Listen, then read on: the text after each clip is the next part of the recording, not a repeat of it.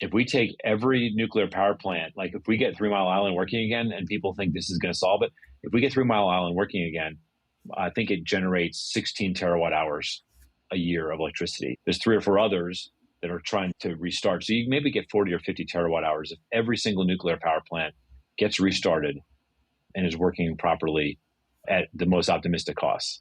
So the gap between the projection and the reality is massive.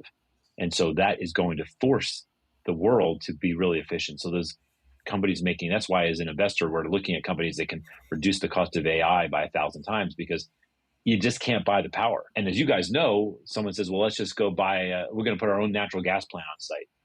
Natural gas plants are backed up.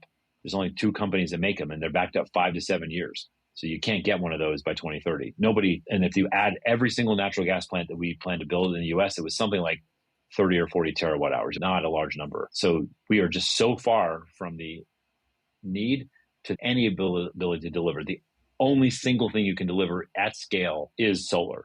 So even if solar is substantially more expensive, even if it's facing regulatory hurdles, it is the only thing you can build. Once we get over the depression of having ITC go away and everyone's done kicking themselves, I do think we're going to see solar being the only answer. It's just going to be way more expensive than it needs to be.